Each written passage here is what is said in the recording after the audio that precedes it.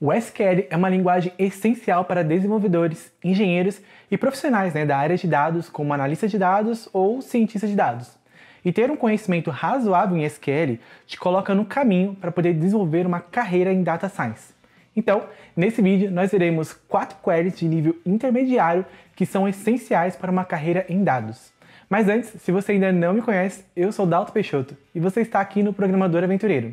E aqui nesse canal você aprende semanalmente as melhores técnicas e truques da programação para poder se preparar rumo a uma carreira em Data Science. Então, já clique aqui embaixo para se inscrever no canal e ative as notificações para não perder nada.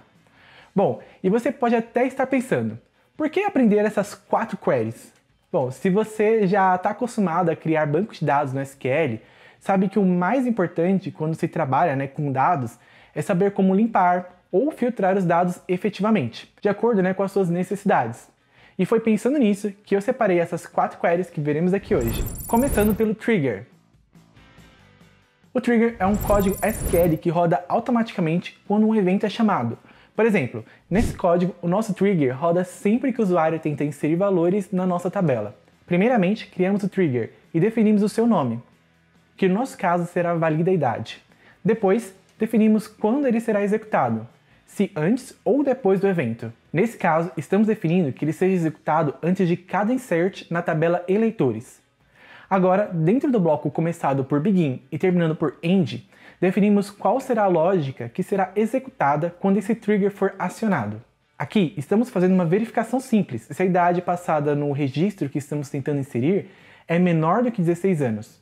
Se for, então levantamos um erro e definimos uma mensagem personalizada dizendo que a idade deve obrigatoriamente ser maior ou igual a 16 anos. Pronto! Dessa forma, garantimos agora que apenas registros de eleitores com mais de 16 anos possam ser inseridos dentro da tabela eleitores.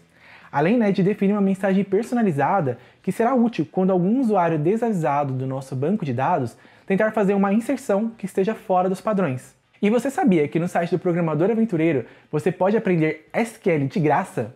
Bom, lá você encontrará cursos completos sobre SQL, SAS, Python e muitas outras tecnologias para quem deseja trabalhar com o desenvolvimento de software ou seguir na área de dados, se tornando um especialista de dados ou um cientista de dados. Para fazer a sua inscrição e começar a estudar hoje mesmo, basta clicar no primeiro link aqui da descrição. Legal, agora indo para a próxima query da nossa lista, temos o partition by. Esse comando, inclusive, é pouco conhecido por usuários de SQL que sejam menos experientes, mas eu te garanto que é fácil de entender o seu conceito. Basicamente, o trabalho de uma partição é agrupar os registros que possuam valores similares, porém sem limitar a quantidade de linhas que o nosso output terá. Para ficar mais fácil, vamos ver um exemplo. Temos uma tabela com o nome e o gênero dos funcionários de uma determinada empresa. Agora, vamos fazer uma query que vai selecionar todos os registros dessa tabela e, adicionalmente, trará uma nova coluna que terá a contagem de funcionários por gênero. Para isso, usamos o comando count para fazer a contagem normalmente, E na frente dele, colocamos um over partition by gênero.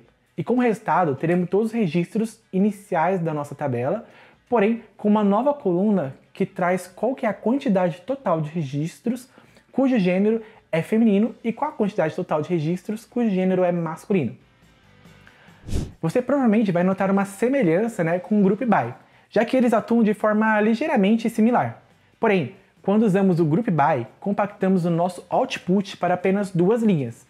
Isso porque o group by mostra um número de grupos, que no nosso caso são apenas 2, que são justamente os grupos feminino e masculino. Por isso, ele apenas mostra a primeira linha de cada grupo, enquanto que o partition by mantém o número total de linhas enquanto calcula a quantidade de registros para cada grupo. Já o próximo comando da nossa lista é o limit. Essa cláusula é amplamente utilizada para poder limitar a quantidade de linhas que veremos no nosso output. Por exemplo, se quisermos apenas que 10 registros apareçam no output da nossa query, basta usarmos limit 10. E ele manterá como resultado final as 10 primeiras linhas que aparecem no output, descartando todas as demais. Porém, existe outra forma de utilizarmos essa cláusula. Podemos passar 2 valores para ela, sendo que o primeiro será a quantidade de linhas que ele irá ignorar. E o segundo será a quantidade de linhas que serão exibidas no output. Então, neste exemplo com o limite 3,2, ele ignorará as 3 primeiras linhas e retornará as 2 linhas subsequentes. E na nossa quarta posição temos uma função incrível que vai te salvar muito tempo, que é a função coalesce. E o seu papel principal é substituir valores nulos por alguma saída padrão que foi definida por você. Por exemplo, nessa tabela temos a coluna país com o nome dos países de cada usuário, porém ela possui o valor nulo para alguns registros da nossa tabela. Nesse caso, podemos fazer um tratamento nesse dado e substituir todos os valores nulos por qualquer outra coisa que você queira. Então, usamos o comando coalesce e passamos o nome da coluna como primeiro argumento e depois o valor que será usado para substituir os valores nulos. Desta forma, ele irá percorrer todos os registros da coluna país. Se ele estiver preenchido com algum valor, a função coalesce apenas copia esse valor para uma nova coluna. E caso o registro seja nulo, ele substitui pelo valor padrão que você definiu na função. Inclusive, já recomendo você assistir esse outro vídeo para poder aprender muito mais sobre tecnologia e programação.